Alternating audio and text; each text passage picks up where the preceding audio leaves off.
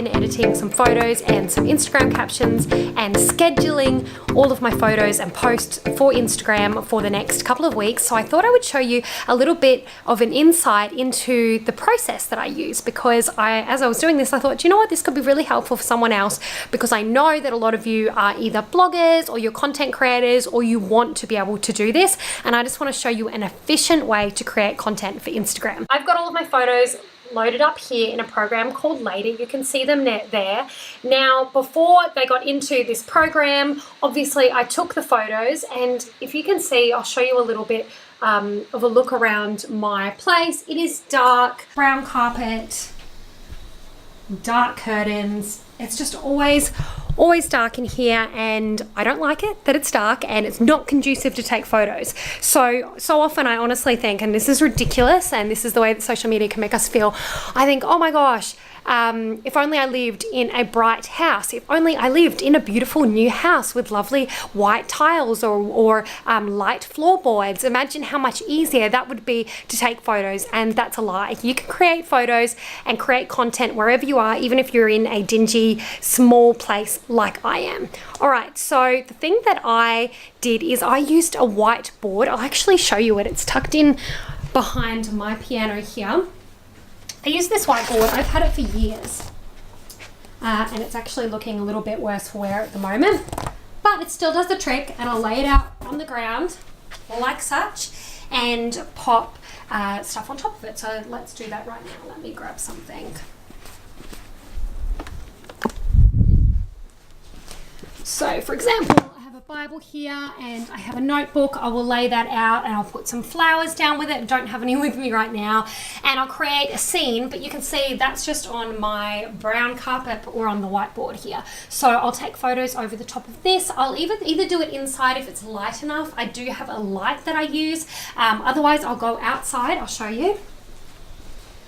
And simply take the photos out here in the natural light on the tiles. And then once I've taken the photos, I will load them up into Lightroom, which I have just been getting familiar with. It's so much fun to use. I've used it heaps on my phone, but I'm just starting to use it on desktop, which is really easy if you're editing heaps of photos. So I like it on my phone if I'm away or if I'm just at an event, and I can quickly edit the photo, but on my laptop, I can edit a whole lot of photos that I've just done. So I will show you the photos that I took from the little photo shoot I did the other day.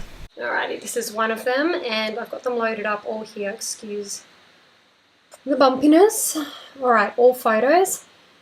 Still getting used to it. There we go. You can have a look at all of the different photos that I took the other day. We can see all these different types of photos that I took with flowers.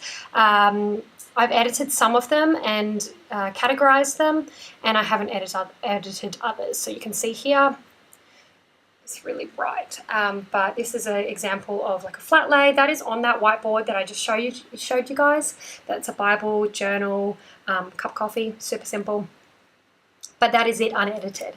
So all sorts of photos here. These are all edited. Lots of different photos in similar themes and colors so that they would match my Instagram feed. Now that I have the photos and I have edited them, obviously if you want me to do a video showing you how I edit my photos, I'm only just learning how to do this, but if you want me to do a video sharing how I am doing that, I am more than happy to do that in another video. But at the moment I will show you how I really upload them and schedule them for Instagram. I use an app called Later.com. You may be familiar with this. You can get it on your phone or use it on your desktop. And I upload right here. You just upload photos. So I click here. I save the photos all to a folder on my computer, so I can choose the ones that I want to upload or just upload them all. So I uploaded all of them here so I can see them. What you do with this program is simply drag like this and drop it into a slot. There it goes, and then you can edit the photo a little bit further from there, crop it, write your caption, schedule it to post automatically, but I prefer to send the notification to my phone, and you can change the time and date there and save, so it's in your calendar. Now I want to show you how I was creating captions specifically for these photos. Now when I went to my calendar, I've got them all loaded up. I'm happy with how it looks. By the way, you can have a preview here so you can see as you're going what it all looks like overall, which I like doing because you can get a sort of theme. I'm changing my theme. I didn't like this, but I am changing it up to be lighter and brighter and more pink and more my brand colors. So I can see that overview there and then go back to the month here. Now, I thought I would bring up my blog to create new content. You don't always have to create content fresh off the bat. I have gone onto my blog and had a look at the posts that I had and had a look at what people have liked and what's been helpful for people. So these are some of the posts that I wanted to draw content from. That one's how to hear God's voice. This is the sort of people you need in your life, how to forgive. So I had a whole bunch of posts. What to do when life isn't working out. That post was quite popular, so I will definitely get some content from there for my captions. But if we go back here, I had a post on how to create spiritual habits. And when I saw those photos of the Bibles, I thought this is the perfect content to use. I looked at my post and I gone, okay, I've shared 3 tips on this post. So I copied the whole thing, 1, 2, and 3. And obviously that's far too long for a caption, but I just like to copy it and then edit things down later. And I've gone back to this post here, which is the one that looks like it's a Bible study. I've got a Bible and I've pasted it in there. Now, what I did is I actually saw that there are 3 tips. So I've gone, okay, there's not just 1 tip in this post, there's 3 tips. So I thought I can easily break that up to be 3 different posts instead of 1 Instagram post. So I'm using 1 blog post and making 3 posts out of it. So I've got tip number 1 there, which is clearing your schedule and saying no. And that's a full Instagram post caption there, done. I edited it a little bit just for Instagram so you can read it well, but I didn't have to do a whole lot. I did not have to create anything brand new. And then I've gone and looked for another post that's similar. We've got a Bible, coffee, and I thought how to create a Bible study habit tip 2. So I've shared tip 2 in there. And that only took me a few minutes. Then the next one that I'm using is actually this one here, where I have another picture of a Bible. So what I'm going to do there is put in tip 3. So, okay, let's copy and paste this from my blog post.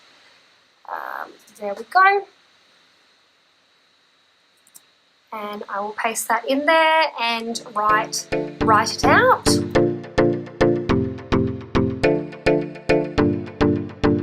So there we go. I've popped that in there. How to create a Bible study habit, tip 3, just start, and I will slightly edit that caption as well. But once I'm happy with it, all I have to do is go down here,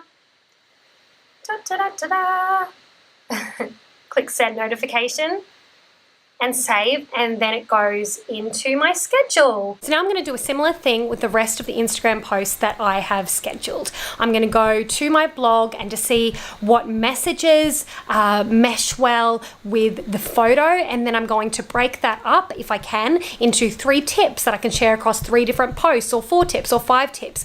Basically, what you want to do is to be able to get the most out of the content that you've already created. And the good thing is that I have spent hours creating blog posts and creating videos like this, so it's important to reshare them in different ways, spice it up, and encourage people with that message just repackaged. And the truth is that people need this again and again and again. Someone may watch your YouTube channel, but they may not read your Instagram content. Someone may read your blog, but they may not look at Instagram, or they may look at Instagram and not at your blog. So it's important to share that content in different ways across the different channels so that you get the most bang for your buck, I guess, and you're not wasting your time and you're really serving your audience.